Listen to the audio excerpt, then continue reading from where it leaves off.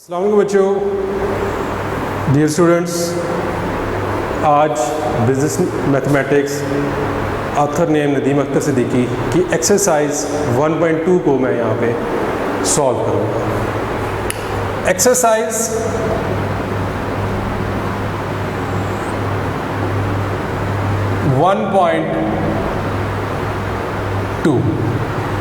जो हमारी एक्सरसाइज 1.2 है, इसका ताल्लुक प्रोपोर्शन से, इसका ताल्लुक प्रोपोर्शन से। प्रोपोर्शन क्या है? प्रोपोर्शन बेसिकली रेशियोज से नेक्स्ट स्टेप है। रेशियोज की प्रोपोर्शन क्या है? Proportion basically the relationship between the two ratios है। प्रोपोर्शन क्या है? The relationship between two ratios. जब हम टू रेशियोज को इस तरह लिखें कि हम उसको इक्वलिटी फॉर्म में लिख दें तो वो क्या कहलाएगा? वो प्रोपोर्शन कहलाएगा। यानी कि proportion is the equality of two ratios. Proportion क्या है? इक्वलिटी ऑफ टू रेशियोज है। जो आपकी टू रेशियोज है, दो रेशियोज है, उनकी जो इक्वलिटी है वो क्या कहलाएगी? वो प्रोपोर्शन कहलाएगी। ठीक है। अब दो रेशियो से क्या मुराद हुआ? यानी कि ए रेशियो बी एक रेशियो होगी और सी रेशियो डी दूसरी रेशियो होगी। ये एक रेशियो और ये सेकंड रेशियो। ये जो सिंबल है, ये सिंबल है प्रोपोर्शन। ये जो सिंबल है ये है प्रोपोर्शन। मैंने आपको बोर्ड पे लिखा हुआ नजर आ रहा होगा A ratio B C ratio D, बीच में साइन। ए रेशियो बी एक रेशियो है, सी रेशियो डी दूसरी रेशियो है, बीच में प्रोपोर्शन का साइन है। अब इसमें से जो आपके जो last term, the first and last terms are called extremes. आपकी ये दो टर्म्स ये क्या कहलाएंगी? ये एक्सट्रीम्स कहलाएंगी। और ये जो मिडल वाली टर्म्स होंगी उनको हम लोग क्या कहेंगे? उनको हम लोग कहेंगे मीन्स कहेंगे। उनको हम लोग क्या कहेंगे? मीन्स कहेंगे। इसका मतलब जो लास्ट टू टर्म्स हैं प्रोपोर्शन की, वो कहलाएंगी आपकी एक्सट्रीम्स, और मिडल टू टर्म्स जो होंगी ऑफ प्रोपोर्शन वो कहलाएंगी मीन्स। वो क्या कहलाएंगी? मीन्स कहलाएंगी। ठीक होगी बात। अब प्रोपोर्शन की डिफरेंट काइंड्स है। सबसे पहली जो काइंड है वो डायरेक्ट प्रोपोर्शन है। डायरेक्ट प्रोपोर्शन से क्या मुराद होता है कि जो आपकी एक प्रोपोर्शन है, अगर एक चीज़ बढ़ रही है तो दूसरी चीज़ भी क्या होगी? उसकी डिपेंडेंट जो चीज़ होगी वो भी बढ़ेगी। अगर एक चीज़ कम होगी तो उसकी जो डिपेंडेंट चीज़ जो होगी वो भी कम होगी। इसकी डिफरेंट एग्जांपल्स आपकी डेली लाइफ के अंदर हैं। जिस तरह आप अगर गाड़ी की स्पीड बढ़ाते हैं, ठीक है, तो आपका फासला जो है वो उतनी जल्दी से क्या होगा? कवर होगा। तो यानी कि एक चीज़ बढ़ी तो दूसरी चीज़ भी बढ़ेगी। इसको हम लोग क्या कहेंगे? डायरेक्ट प्रोपोर्शन कहेंगे। इसको हम लोग क्या कहेंगे?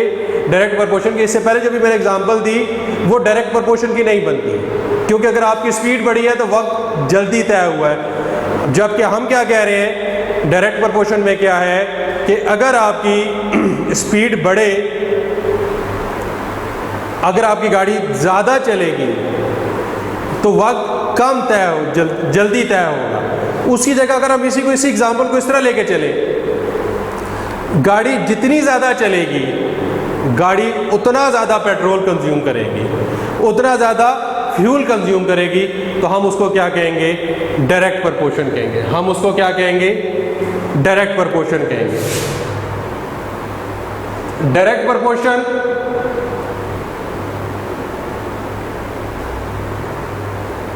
में क्या होगा? इंक्रीज है तो सेकंड जो होगा वो भी इंक्रीज कर रहा होगा। अगर डिक्रीज है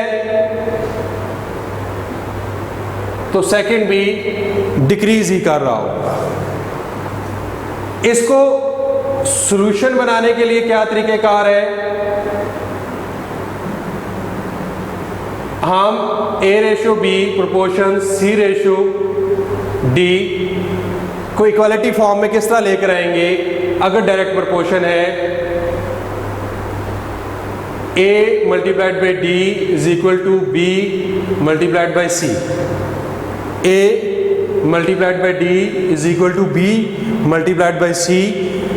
अगर हम इसको इस फॉर्म में ले लेंगे, अगर इसमें से कोई एक वैल्यू मिसिंग होगी तो वो हम उसको इजीली सॉल्वेबल कर सकते हैं। अब जो आपकी एक्सरसाइज है 1.2, इसके जो इनिशियल क्वेश्चंस हैं, जो पहले 4 से 5 क्वेश्चन है या 6 क्वेश्चन है, उन सब का ताल्लुक डायरेक्ट प्रोपोर्शन से है।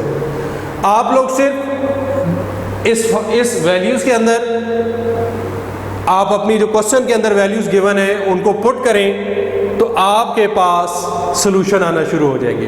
जो वैल्यू फाइंड करने को कह रहा है वो वैल्यू फाइंड आना शुरू हो जाएगी। जिस तरह मैं भी फिर आपको यहाँ पे बात क्लियर कर दूँ, यहाँ पे जो मैं लेक्चर डिलीवर कर रहा हूँ एक्सरसाइज 1.2 को डिलीवर हो रही है। ये एक्सरसाइज 1.2 नदीम अख्तर सिद्दीकी की बुक की है।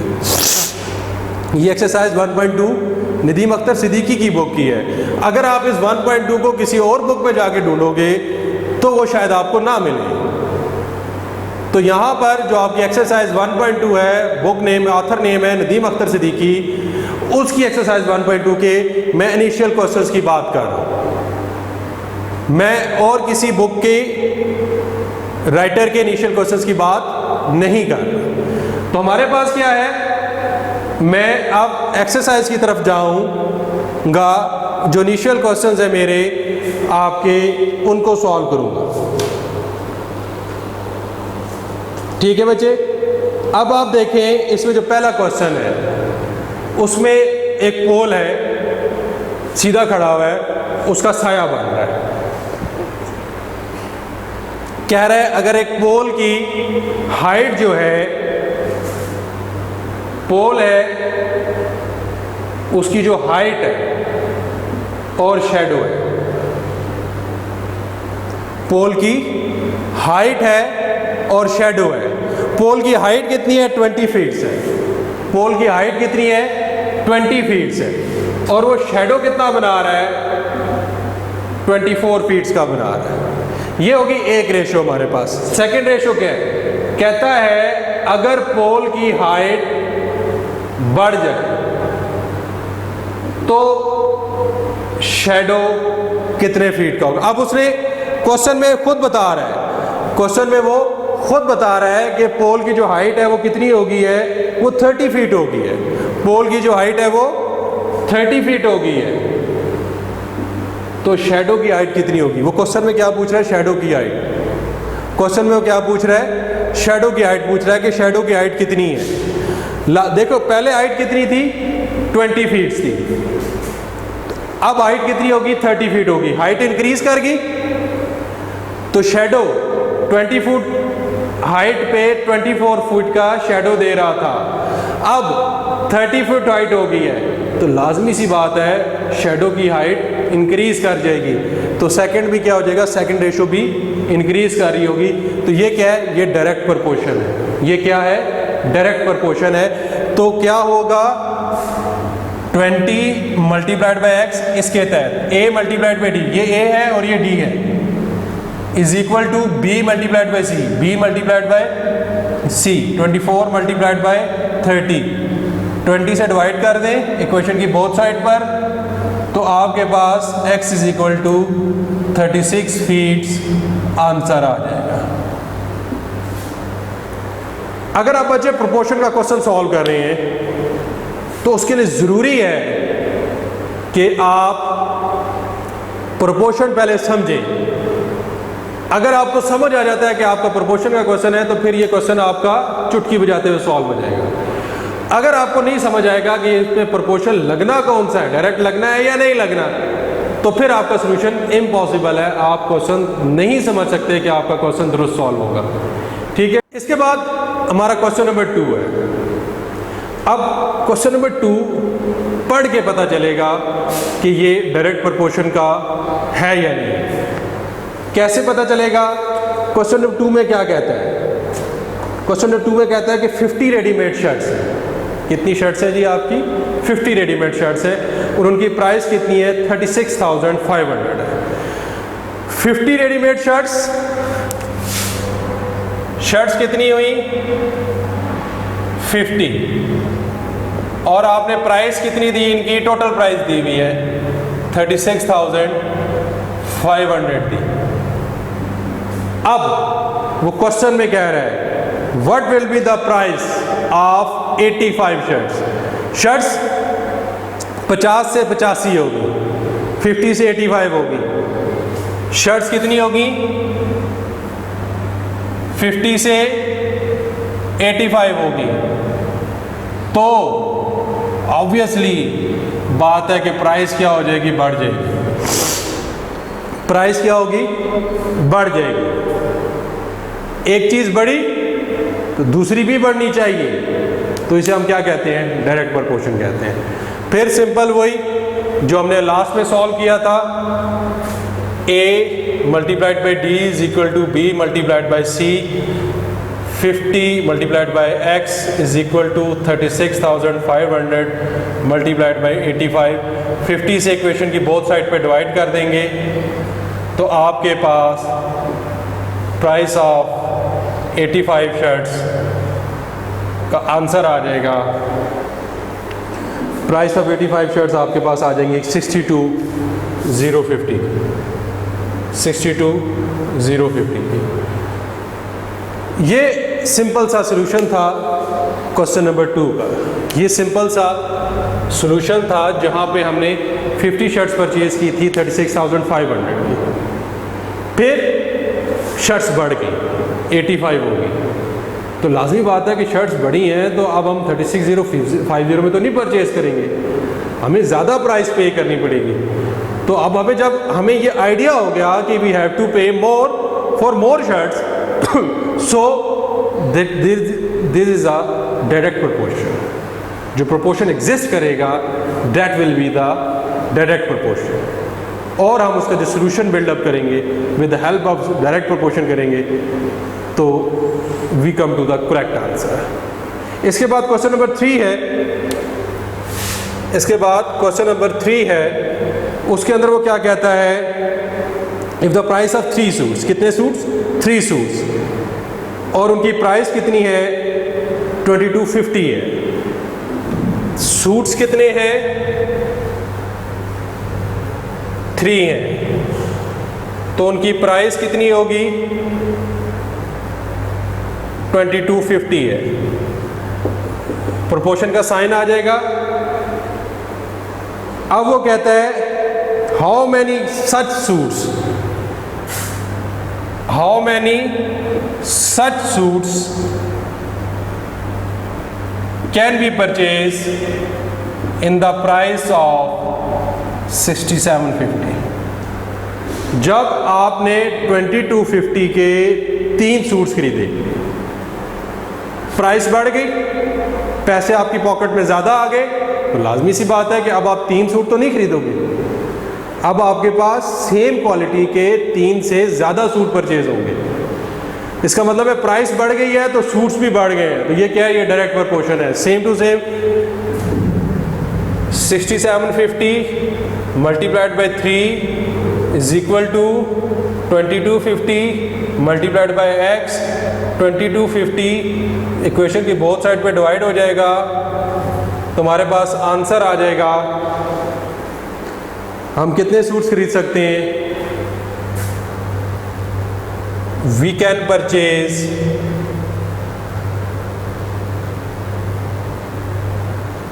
9 सूट्स।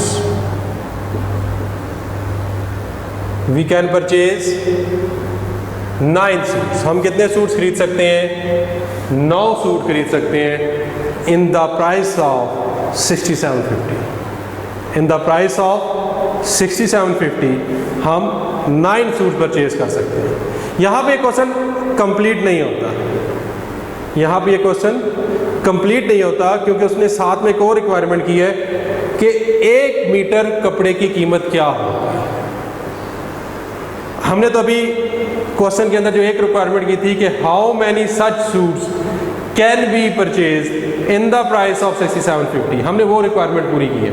बिल्कुल लास्ट में कह रहा है आल्सो गिव पर मीटर प्राइस, कि 1 मीटर कपड़े की कीमत कितनी होगी, हमने वो भी फाइंड करनी है। तो प्राइस पर मीटर किस तरह निकलेगी, price per metre is equal to price of suits divided by cloth in metre, cloths in metre. आपने प्राइस कितनी पे की, 2250 पे की। 3 सूट्स हैं और हर सूट में कितना मीटर कपड़ा लग रहा है, 6 मीटर कपड़ा लग रहा है। हर सूट में कितने मीटर कपड़ा लग रहा है, 6 मीटर कपड़ा लग रहा है। तो आप 2250 को 18 पे डिवाइड करेंगे तो आपके पास 125 पर मीटर प्राइस आ जाएगी। आपके पास 125 पर मीटर प्राइस आ जाएगी। ठीक है जी, 2 रिक्वायरमेंट्स थी। कितने सूट परचेज होंगे, हमने लिख दिए 9 सूट परचेज होंगे। उसने कहा प्राइस पर मीटर कितनी है।